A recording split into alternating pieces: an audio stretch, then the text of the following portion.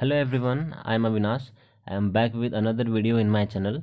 So today we will discuss about postural deformities. My topic is postural deformities of class 12th. So there are lots of postural deformities in our body. We will discuss first spinal curvature. जो spinal curvature है वो किससे related है? Spine से related है। और ये इसका रीज़न क्या है? स्पाइनल कर्वेचर में कोई डिफॉर्मिटी आती है, उसका रीज़न क्या है कि हम जब अपनी बॉडी में बहुत ज़्यादा अपनी कैपेसिटी से ज़्यादा आप अगर वेट कैरी करते हो, वेट को उठाते हो, तो कहीं ना कहीं उस वेट का जो इफ़ेक्ट है आपकी स्पाइन पे पड़ता है। तो जो स्पाइनल डिफॉर्मिटी है वो 3 टाइप्स की होती है यहाँ पे: काइफोसिस, लोअर डोसिस और स्कोलिसिस। ये 3 टाइप की डिफॉर्मिटीज़ हैं। पहले हम बात करेंगे काइफोसिस के।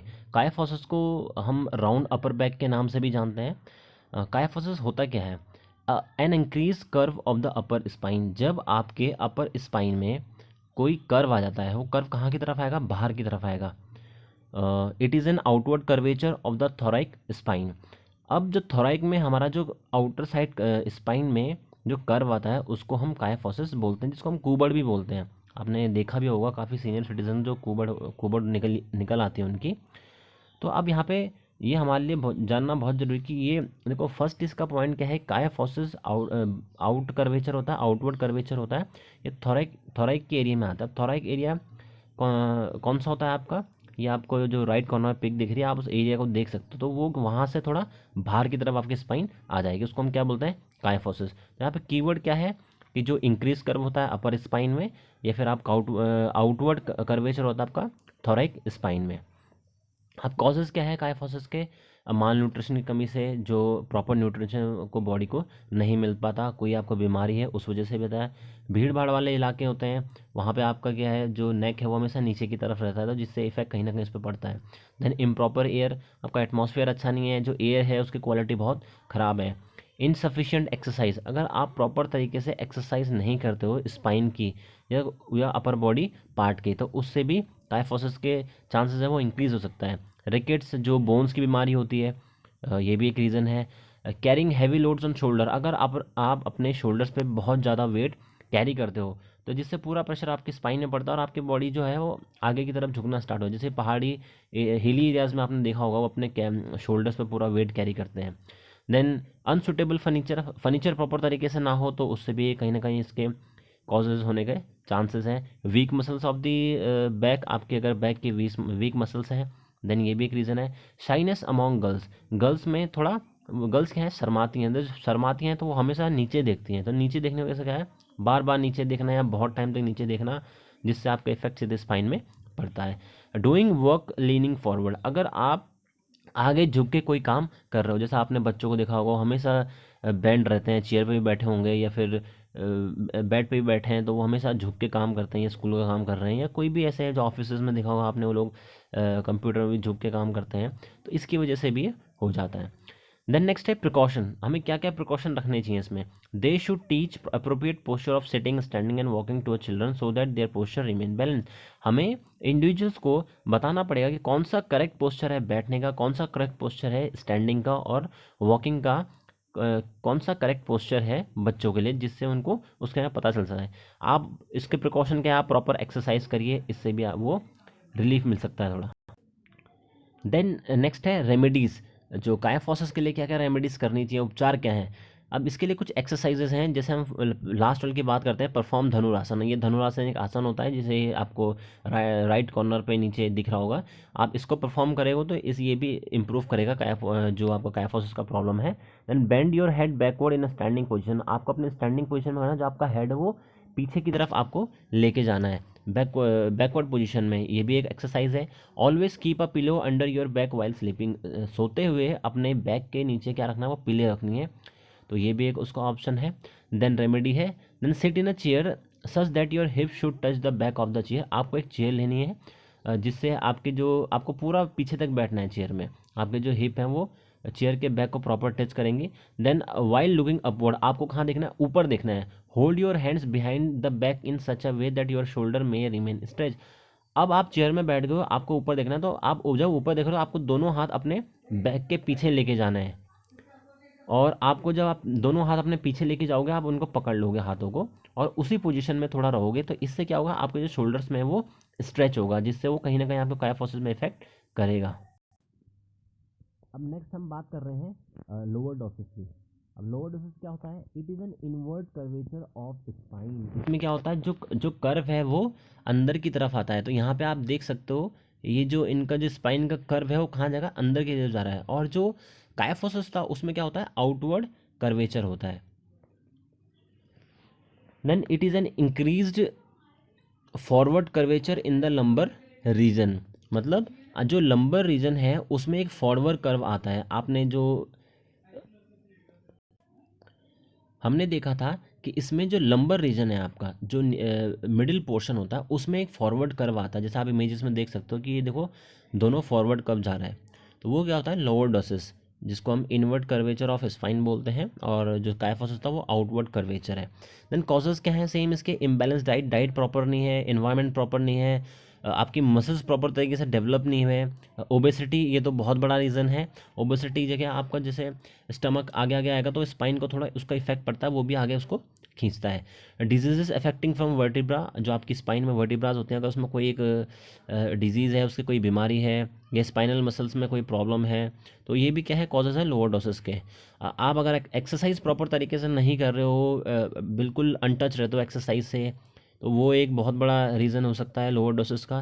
देन ईटिंग एक्सेसिव फूड, आप खाना बहुत ज़्यादा खा रहे हो, कोई एक्टिविटी नहीं करते हो, एक्सरसाइज नहीं करते हो, तो वो भी कहीं ना कहीं इफेक्ट आपके स्पाइन पे पड़ेगा, उस जिससे क्या चांसेस है लोअर डोसेस होने के। Next is precaution. Balance diet should be taken for lower डोसेस। You should take proper balance diet. Avoid obesity and early age. बहुत एक छोटे एज में ओबेसिटी होना एक तो बहुत बड़ा डेंजरस साइन है आगे लाइफ के लिए भी। Avoid carrying heavy weight on your shoulder. जो आप अपने जो अपनी बॉडी पे है, जो वेट आप उसको कैरी करते हो, उसको अवॉइड करना चाहिए। या फिर आप जब कभी वेट उठा भी रहे हो तो बिल्कुल बॉडी स्ट्रेट होनी चाहिए, बेंड नहीं होनी चाहिए। Avoid excessive intake of food. जो ज़्यादा फूड है आप खाते हो उसको थोड़ा अवॉइड करिए। खाना बिल्कुल खाइए लेकिन लिमिट से खाइए, जितनी आपकी बॉडी को नीड है। देन नेक्स्ट रेमेडीज़ क्या हैं लोअर डोसेस के लिए। While maintaining standing position, bend forward from hip level, repeat this exercise time. कहने का मतलब है कि आपको स्टैंडिंग पोजीशन में, स्टैंडिंग से बेंड होना है इसमें, तो अपने हिप लेवल से, तो इसको आपको थोड़ा परफॉर्म करना पड़ेगा। अगर हम बात कर रहे हैं इस फिगर की, तो ये इस फिगर की यहाँ पे बात हो रही है। Then lie down on your back and raise your head and legs simultaneously for 10 times. ठीक है, तो आप ये देख सकते हो, ये जो पोजीशन है इसमें क्या करना है, आपको लाई डाउन होना है सुपाइन पोजीशन में। सुपाइन मीन्स होता है जब आपका फेस अबव ये स्काई की तरफ हो या ऊपर की तरफ हो। अपने बैक पे जब आप लेटे हो तो आपको अपने हेड और लेग्स दोनों रेस करने हैं। इस फिगर में खाली अभी लेग रेस है, लेकिन इसमें आपको दोनों रेस करने पड़ेंगे, जिसमें आपका बॉडी का शेप वी आ जाएगा। ऐसे आपको हेड भी रेस करना है एंड देन आपको लेग्स भी रेस करने हैं। Then third one is perform situps regularly. आपको क्या परफॉर्म करना है, सिटअप्स परफॉर्म करने हैं रेगुलरली। ये हम जो फिगर की बात करें यहाँ है प्रॉपर सेटअप्स, इससे आपके एब्डोमेन में इफेक्ट पड़ता है। देन नेक्स्ट है halasana. Halasana should be performed regularly. Halasana आप देख सकते हो योगा का यहाँ पे, ये क्या है, ये हलासन है, तो ये भी आपके कहीं ना कहीं लोअर डिस्क को इफेक्ट डालेगा। You should lie down in supine position that is on your back, then should raise your legs at 45 degree angle, remain in position for some time. जो ये फिगर आप यहाँ पे देख रहे हो, ये क्या है आपकी 45 डिग्रीज पे इन्होंने लेग रेस किए हैं, तो इसका पूरा इफेक्ट आपके एब्डोमेन पे करता है। तो ये एक्सरसाइज है। Then toe touching exercise should be done for at least 10 minutes. जो टो टच एक्सरसाइज होती है ये वाली, आपने अपने स्कूल टाइम में बिल्कुल करी होंगे और अभी भी करते होंगे। ये टो टच एक्सरसाइज है। अब ये फिगर में अपना लेफ्ट लेग टच कर रहे हैं, देन ये इस हैंड से ये वाला टच टो टच करेंगे। Then sit down and extend your legs forward, try to bring your knees to touch your forehead, repeat 10 times. ये जिस एक्सरसाइज की बात कर रहे हैं वो ये है। आप अगर ये भी परफॉर्म करते हो तो कहीं ना कहीं आपके लोअर डोसेस को इफेक्ट करेगा, उसको थोड़ा कम करेगा। अब हम बात करते हैं स्कोलिसिस की। जो थर्ड स्पाइनल कर्वेचर प्रॉब्लम है वो है scoliosis. Scoliosis is an abnormal lateral curve of the spine. अभी आपने इनवर्ट कर्व पढ़ा, आउटवर्ड करा, अब बढ़ रहे हैं लेटरल कर्व। लेटरल कर्व मतलब जब साइड की तरफ कर्व जाता है, जैसे आप फिगर में देख सकते हो कि जो ऊपर वाला फिगर है उसमें लेफ्ट साइड कर्व आ रहा है, जो नीचे वाला फिगर है उसमें राइट साइड कर्व आ रहा है। ये जो कर्व है ये लेफ्ट साइड है और ये जो कर्व है ये राइट साइड है, तो ये लेटरल कर्व बोलते हैं हम इसको।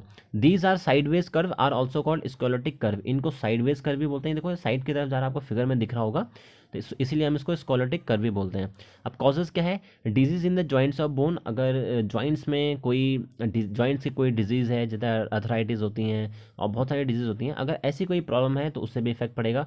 Under develop legs, leg proper तरीके से डेवलप नहीं है।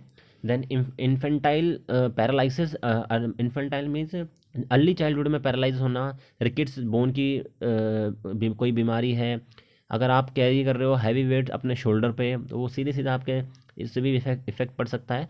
अनहेल्दी कंडीशंस, प्रॉपर तरीके से लाइट का अरेंजमेंट नहीं हो रहा, जहाँ पढ़ते हो, जहाँ आप रहते हो, जहाँ वो आपका एटमॉस्फेयर है। डेस्क प्रॉपर तरीके से नहीं होना। पार्शियल डीफनेस, प्रॉपर तरीके से आपको सुनाई नहीं देता हो, या रॉन्ग स्टैंडिंग पोस्चर, खड़े होने का तरीका बहुत गलत है। तो these are the causes of scoliosis. देखो जितना वेट स्पाइन पे पड़ेगा, तो इस ज़्यादा अगर आपकी बॉडी की कैपेसिटी से ज़्यादा अगर वेट होगा तो सीधे सीधे आपके स्पाइन पे इफेक्ट पड़ेगा। वो डिपेंड करता है सीवियरिटी पे। कायाफोसिस भी हो सकता है, लोवोडोसिस भी हो सकता है और स्कोलिसिस भी हो सकता है। देन प्रिकॉशन क्या है स्कोलिसिस की? Balance diet should be taken. ये तो तीनों में आपको देखने को मिला होगा। Then standing should be avoided in sideways bending position. आपने छोटे बच्चों को देखा होगा, वो बेड पे लेट के पढ़ते हैं साइडवेज, पूरा जो उनका प्रेशर है वो एक ही बॉडी पार्ट पता है साइड की तरफ, तो इस चीज़ को अवॉइड करना है। Then avoid walking for long time while carrying weight in one hand. अब हमने देखा होगा कि काफ़ी लोग ऐसे हैं जो बहुत टाइम तक एक वेट को एक ही हाथ पे रखते हैं। तो आपने देखा होगा जी कि जो भी कोई वेट अपना एक हाथ पे रखता है उसकी बॉडी उसी की तरफ शिफ्ट होती है। जैसे आप सपोज एग्जांपल, आप कोई बकेट उठा रहे हो, जब आप बकेट उठाते हो तो आपका पूरा बॉडी उसी तरफ को वेट गिरता है जिस तरफ आपने बकेट पकड़ा है। तो ऐसी कोई भी एक्टिविटीज़ या आप कोई भी ऐसा वेट जो एक तरफ ज़्यादा, उसको आपको चेंज करना पड़ेगा। अगर एक ही हाथ से आप उठाओगे तो कहीं ना कहीं स्पाइन पे इफेक्ट पड़ेगा। देन रेमेडीज़ क्या है स्कोलिसिस को ठीक करने की? Bending exercise should be done on the opposite side of the C shape curve. जिस साइड आपको, ये जो एक्सरसाइज के बारे में बात कर रहे हैं, बट ये एक्सरसाइज किस साइड करनी है?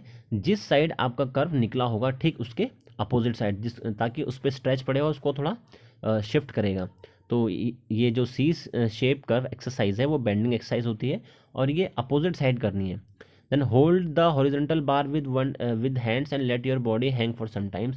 ये जिस एक्सरसाइज की बात कर रहे हैं, आपको हॉरिजॉन्टल बार पे लटक जाना है, बस दोनों हाथ से पकड़ के लटकना है। Hold the horizontal bar with hands and swing your body to the left and right side. Same यही एक्सरसाइज है, आपको इसी की बात कर रहे हैं, बस इसमें क्या है, आपको लटकना नहीं है, आपको अपने साइडवर्ड शिफ्ट होना है, स्विंग करनी है अपनी बॉडी को लेफ्ट और राइट साइड। देन फोर्थ क्या है? Swim by using breast stroke technique. अब ये जो दिख रहा है आपको, ये स्विमिंग की एक टेक्निक होती है, ब्रेस्ट स्ट्रोक हम जिसको बोलते हैं। तो अगर आप ये भी परफॉर्म करते हो, स्विमिंग करते हो, दैट इज़ वेल गुड। तो ये भी आपको किसी चीज़ में हेल्प करेगा, किसी को स्कोलिसिस की प्रॉब्लम है तो उनको भी उस चीज़ में ये हेल्प करेगा।